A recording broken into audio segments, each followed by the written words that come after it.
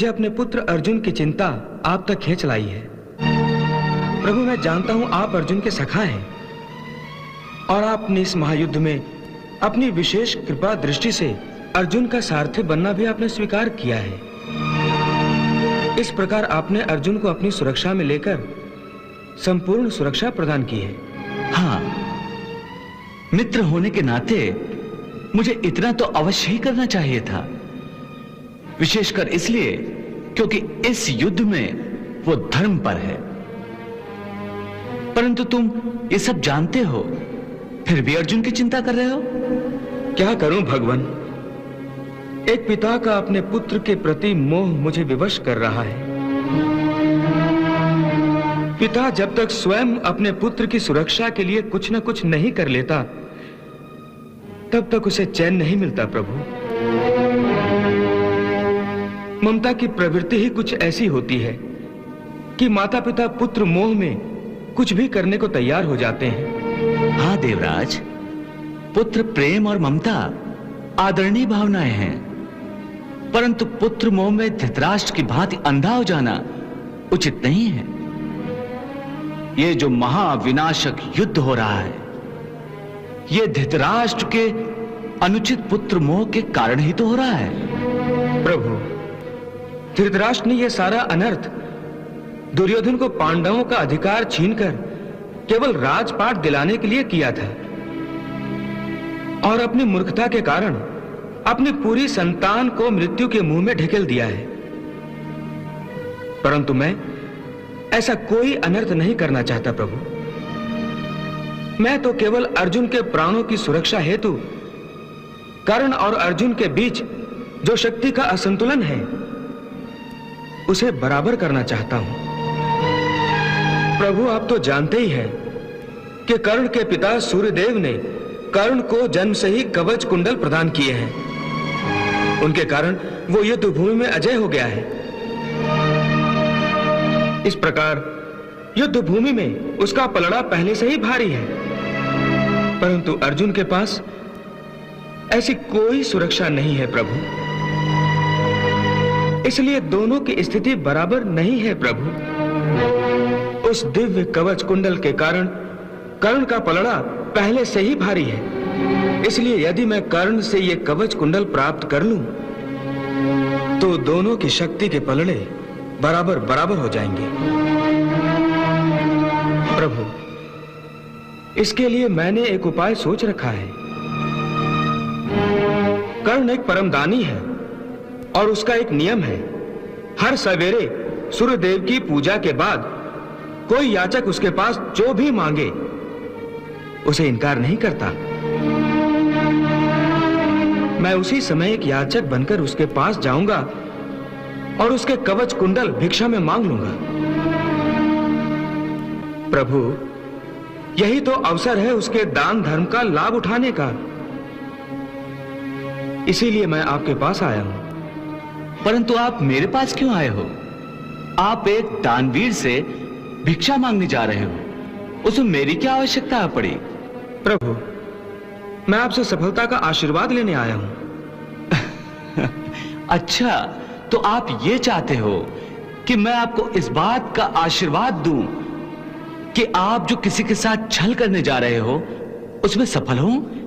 परंतु ये छल नहीं है प्रभु। ना मैं चोरी करने जा रहा हूं, ना तो धोखा देकर छीनने जा रहा हूं। मेरी तो योजना ऐसी है कि कर्ण ये सब जानते हुए भी अपनी इच्छा से, अपने हाथों से अपने कवच कुंडल मुझे दे दे। आप ही कहिए प्रभु, क्या मेरा यह कार्य धर्म कहलाएगा या अधर्म? देवराज, धर्म और अधर्म की व्याख्या बड़ी ही गहन होती है, क्योंकि हर प्राणी का धर्म व्यक्तिगत होता है। समय, परिस्थिति, उद्देश्य और भावनाओं के तराजू में धर्म और अधर्म तोले जाते हैं। जैसे कि एक ही कार्य धर्म भी हो सकता है और अधर्म भी। उदाहरण के तौर पर किसी की हत्या करना पाप है, परंतु देश धर्म की रक्षा के लिए की गई हत्या पाप नहीं है?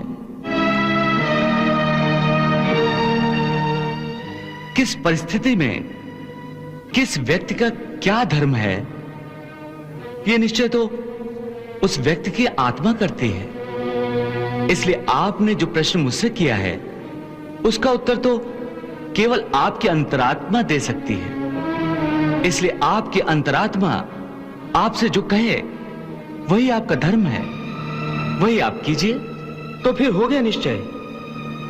मेरी तो आत्मा कहती है कि अर्जुन की सुरक्षा के लिए कर्ण से उसकी इच्छा से दिव्य कवच कुंडल प्राप्त कर लेने में कोई अधर्म नहीं है।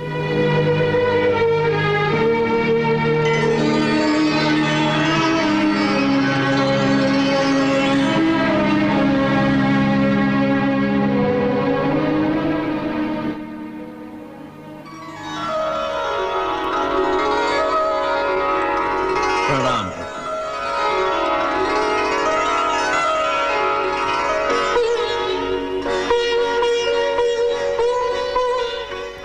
आइए सूर्यदेव, आइए। कहिए, आपके आने का क्या प्रयोजन है? प्रभु, मेरी चिंता का कारण भी वही है जो देवराज इंद्र का है, अपने पुत्र की सुरक्षा। देवेंद्र अपने पुत्र की सुरक्षा के लिए मेरे पुत्र कर्ण के कवच और कुंडल छल से प्राप्त करने जा रहे हैं, फिर भी आपने उन्हें रोका नहीं। सूर्यदेव, मैं एक पिता को अपने पुत्र की सुरक्षा करने से कैसे रोक सकता हूं? यह तो उसका धर्म है। परंतु प्रभु,